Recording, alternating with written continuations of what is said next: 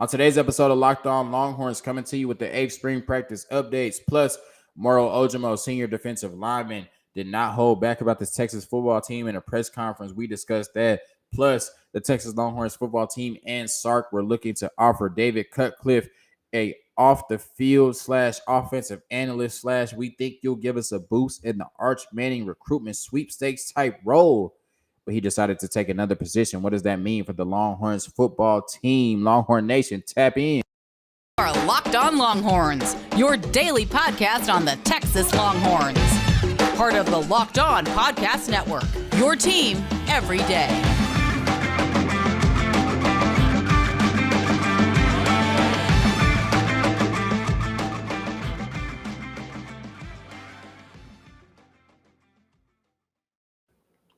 Longhorn Nation, it's Locked On Longhorns, your daily number one source for all things Texas athletics, part of the Locked On Podcast Network, your team every day. I'm your host, Jonathan Davis. If you're listening on audio, wherever you get your podcast, make sure you're liking, rating, reviewing us, giving us 5 stars. Anything less than that, I have to believe you're not listening hard enough. And if you're listening or watching on YouTube, make sure you give us a like. Make sure you give us a subscription. We're about 200 subscribers away from 1,000. The slow motion is better than no motion. I'm thankful to see that number going up every day. Of course, thank you for the love and support, Longhorn Nation. Everything I do is for y'all, and I cannot do this without y'all. So thank you for continuing to like, subscribe, listen, watch, whatever you're doing, just supporting me, Locked On Longhorns and Locked On Podcast Network. So once again, thank you for all the love. Getting into the 8th spring practice updates.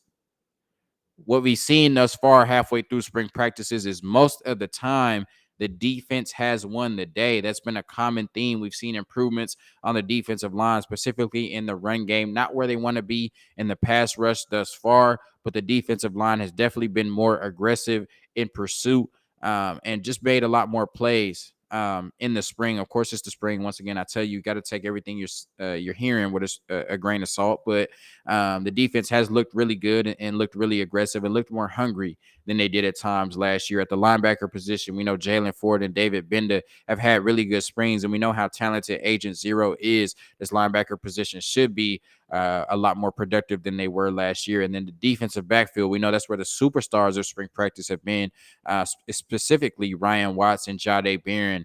Jahdae Barron at the nickel star position, and then Ryan Watts, the 6'3" transfer corner from Ohio State, who's really caused problems for receivers in spring practice with his length being 6'3", having those long arms and really giving receivers trouble getting off the line of scrimmage. Well, the offense, which was described after Saturday's practice and winning in passing drills, not so much in their run game, but definitely in the past, they had a better day. On Thursday, it looks like that theme continued. The offense won the day. When talking about the running back, sources say this running back room continues to dominate on the field.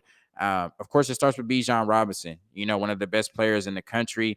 And we know what he can do in all phases, being able to pass protect, being able to catch passes out of the backfield, and also, being dominant in the run game. One of the best players in the country, not just running backs. But then behind him, you have Roschon Johnson, who will start for most teams in the country. We know what he can do on all of those phases as well.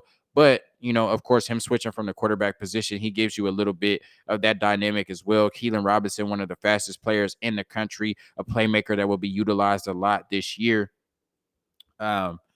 Jaden Blue, 4-star freshman running back out of Houston. He's been a superstar in spring practices thus far. Jonathan Brooks is super talented. And then Jaden Hullaby moving over from the linebacker to the running back position. One thing that, Inside Texas mentioned, which I think was a really good point, was you have a bunch of running backs that kind of do the same thing, which as far as, being able to be explosive, get out there in the run game, make plays, can take any carry to the house, really.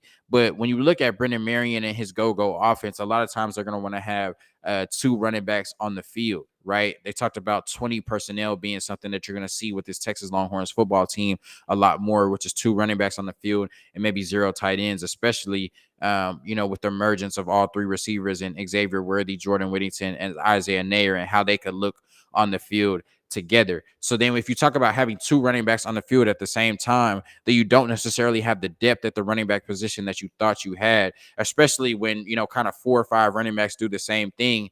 But then you have Jaden Hullaby that comes in that gives you, that big body that's used to being a linebacker, played linebacker, quarterback, and running back in high school. But he brings you that different kind of H-back, big hybrid running back slash role, somebody that can come in, be a lead blocker. You're not looking for any running backs, maybe outside of Roshan Johnson, but even you don't want him in that role to be a lead blocker. Definitely Keelan is probably too small to be a lead blocker. And you're not expecting Jaden Blue or Jonathan Brooks to do that either. So and you're looking at Brennan Marion and his go-go offense and having two running backs on the field, but you're also looking at a running back that can, kind of coexist as a blocker, but also somebody that can get the ball and make plays. Then I think you don't have the depth that you thought you did. And that's a really good spot for Jaden Hullaby. So shout out to Inside Texas for nailing that. That's a really good point.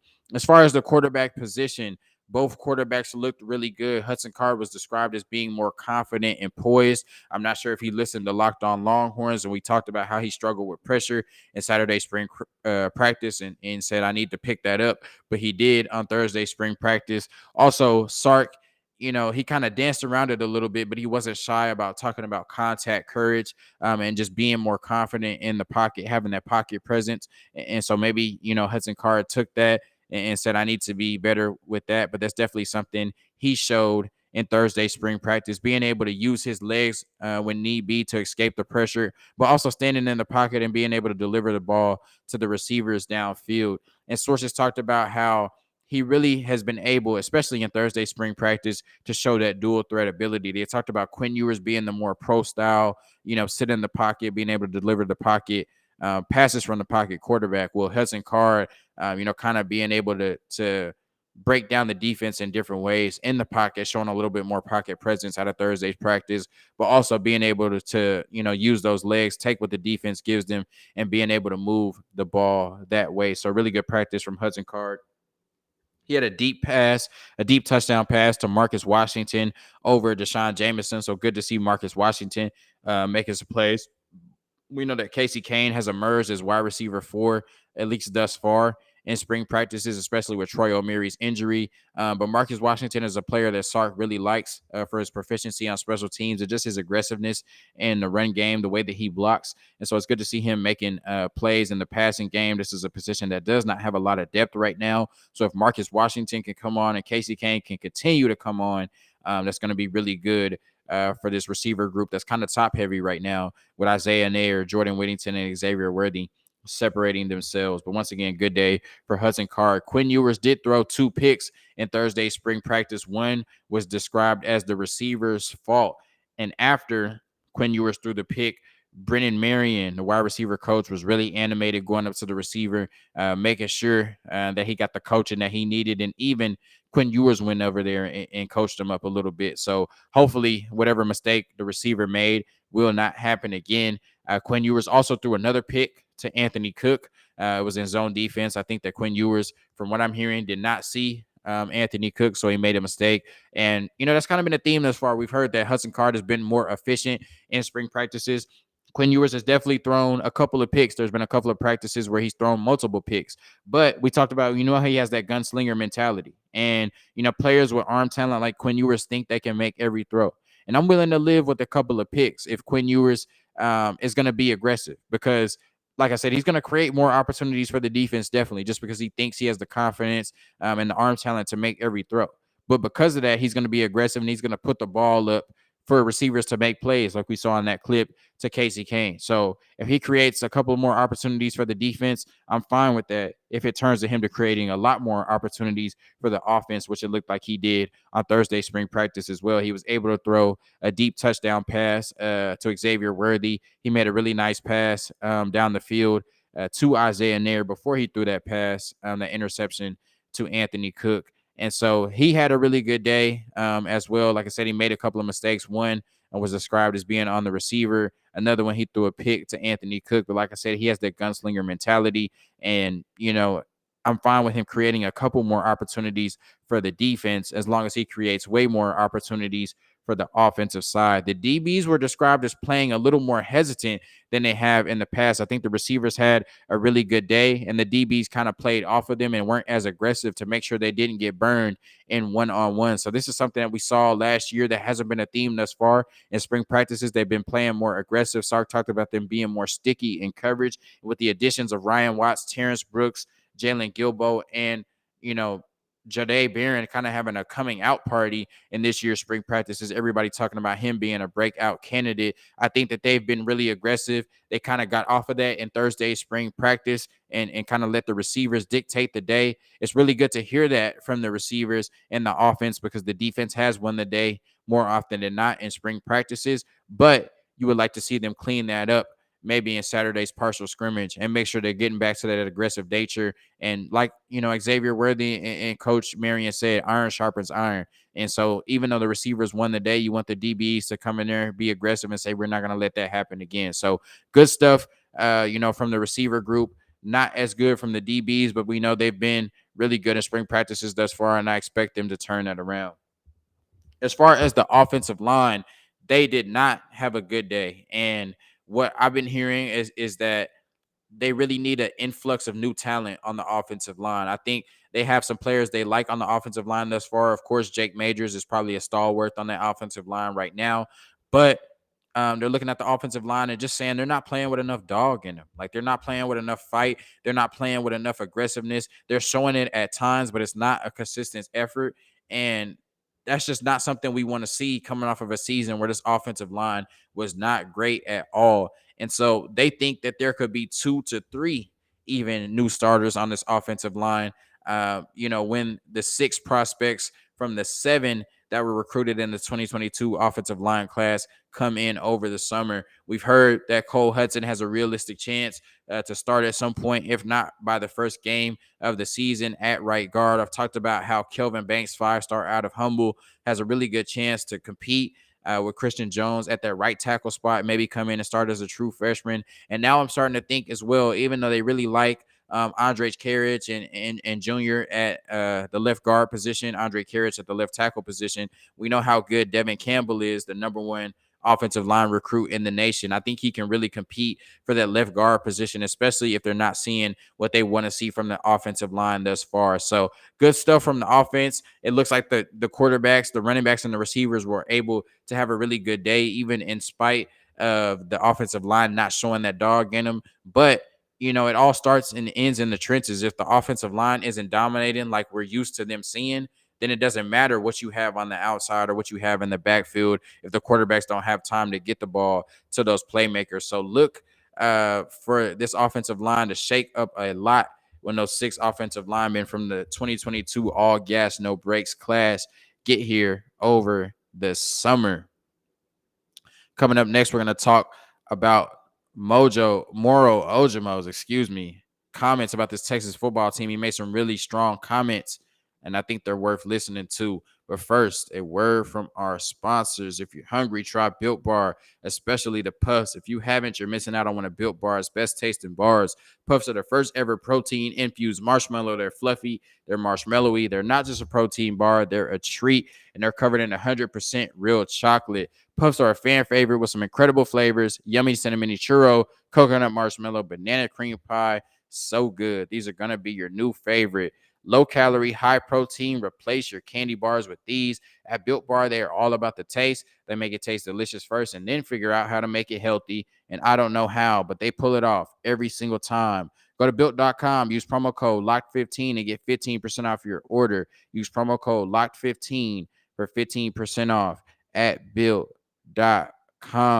So Moro Ojomo, senior defensive lineman out of Katy, did a press conference, a 25-minute press conference. He really gave the media everything they were looking for, did not hold back about this Texas football team last year and what they need to do to win football games this year. So we're getting into some of the highlights right now. So he talked about how last year he didn't think that players hated to lose as much as they wanted to win. So he thought that players did not hate to lose as much as they wanted to win. And I think that's really a key. And he talked about how there were a lot of players on this football team last year that put their individual goals above the team goals, right? And so if you have players that don't hate to lose, then a 5-7 season isn't necessarily going to bother them as much. And when you don't have the right culture in place, a 5-7 season, all that means to some players on the team is, well, it wasn't me. As long as I got my stats, as long as I got, and I'm not singling any players out here. I'm not going to mention any players, but whether it's, oh, I got my catches, or I got my touches, or I got my tackles, or I looked good today, that kind of takes precedent over what the team looks like as a whole. And that's something that defensive lineman out of Katy, Moro Ojomo, senior defensive lineman, mentioned that there was too many players that had individual agendas on the football team last year. And we kind of saw that. Typically when you see teams that have the talent that we had, although there were some deficiencies, this was not a 5-7 football team by any means, even though they went 5-7. But there was a huge culture problem in place. And they talked about, he talked about kind of some players just kind of being happy to wear that burnt and orange, kind of happy to represent this Texas football team, but not really putting in the work that it takes to be successful. And you see that, especially when you have a big brand like the Texas Longhorns football team. Sometimes players are just happy to be there, right? They just say, I'm a University of Texas football player, and that's enough for them, right? But they don't really put in the work that it needs to be put in to make sure that they're winning games and properly representing this football team, right? I've talked to some fans that said at times it didn't look like the football team cared enough, right? Players were, giving up plays on the defensive end or not making plays on the offensive end. And then you see them on the sidelines smiling, kind of having that it is what it is mentality, right? And as fans and people that cover the team, that's not what you want to see. You want to see players go out there, give 110% and put it out all on the line. And that's something that we know we didn't get from the football team last year. But I think that, Moro Ojomo, who stepped up as a leader this year, really kind of made that known in his comments. So he talked about players not hating to lose enough. He talked about players having an individual agenda.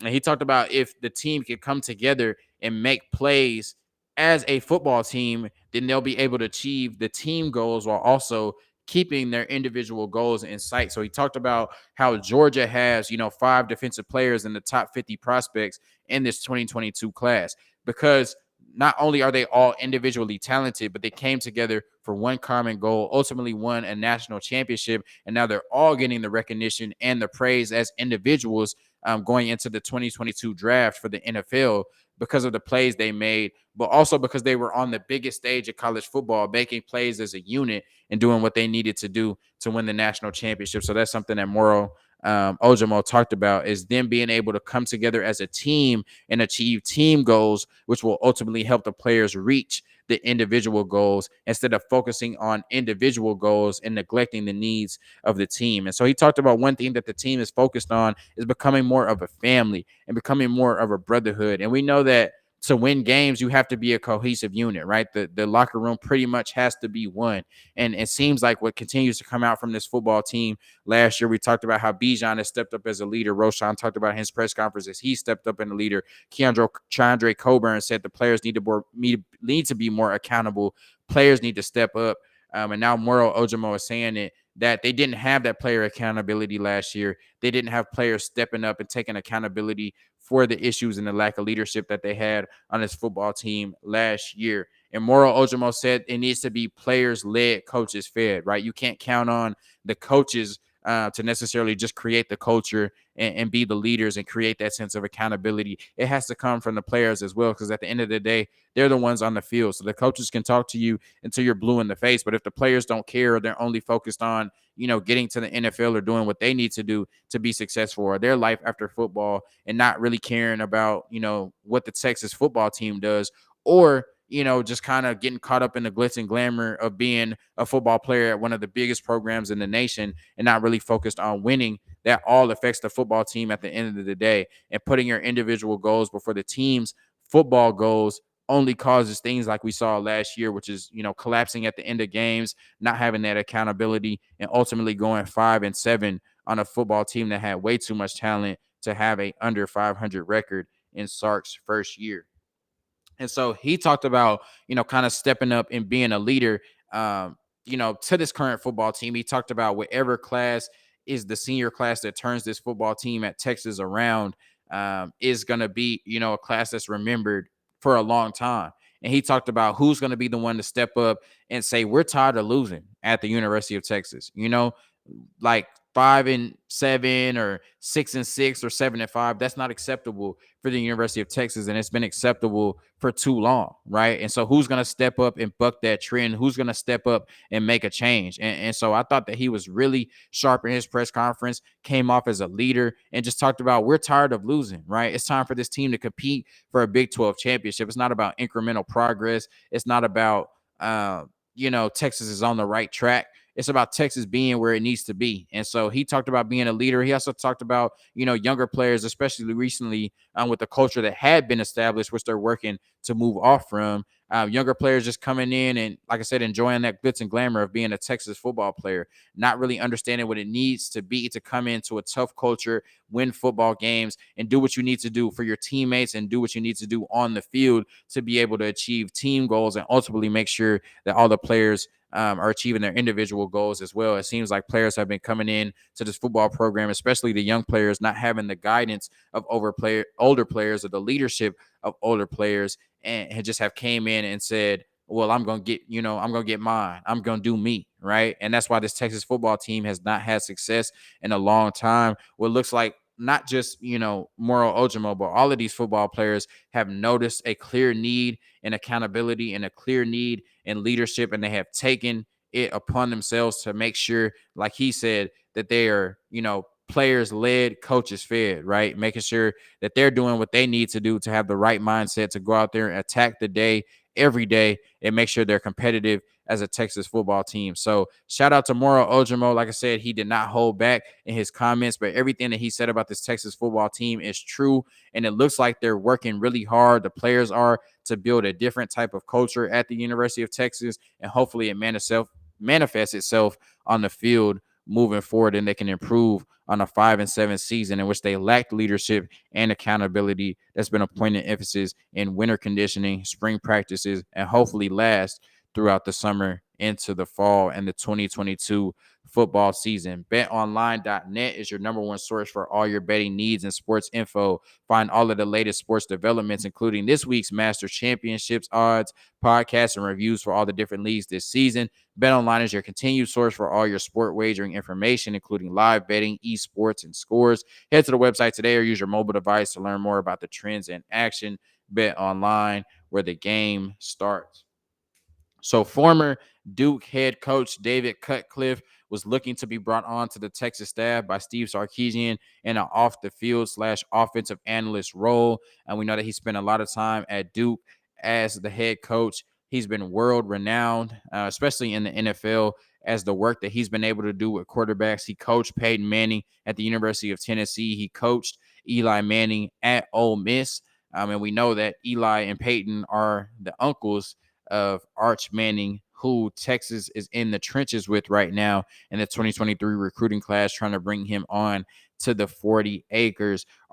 Peyton Manning and Eli Manning also during their NFL careers went to Durham, North Carolina a lot, where Duke is located, to spend time with David Cutcliffe and make sure they were continuing to have throwing sessions with him and, getting coached up by him even outside of college while they were in the NFL. And so we know that he has a connection to the Manning family. I think that Sark wanted to bring him on, not only to be able to work with the quarterbacks, help them recruit other quarterbacks, but of course, just that connection of him with the Manning family will help them possibly in the Arch Manning sweepstakes. Well, he decided to take a role working closely with the commissioner in the SEC. He spent a lot of time in the SEC. Like I said, he coached Peyton Manning at Tennessee and coached Eli Manning at Ole Miss. And so now he's taking a role close to the SEC commissioner. He'll be working with him on making sure, things go well as far as operations wise in the SEC. And so I don't think this is a huge loss for Texas. I think it would have given them a boost with the connection with the Manning family, but I think they're still doing very well in Arch Manning's recruitment. I saw a story come out recently that it was probably, 33%, 33%, 33% as far as Texas, Alabama, and Georgia right now. Honestly, we won't really know until Arch Manning makes a decision.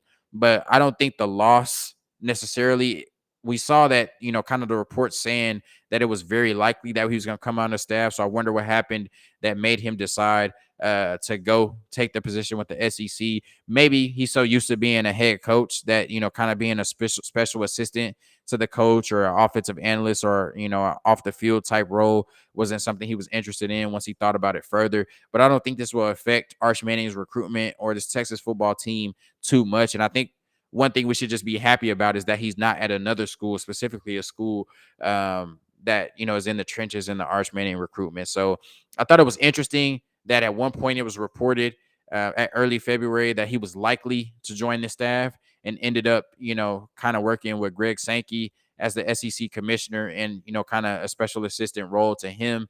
But it's also a blessing that he did not go to another school that's competing with Texas for Arch Manning's recruitment. And therefore, I wouldn't read too much into it as Longhorn fans that they did not secure David Cutcliffe on this offensive staff. Thank you for tuning in to Locked On Longhorns, your daily number one source for all things Texas athletics, part of the Locked On Podcast Network, your team every day. Longhorn Nation, enjoy your weekend. Peace.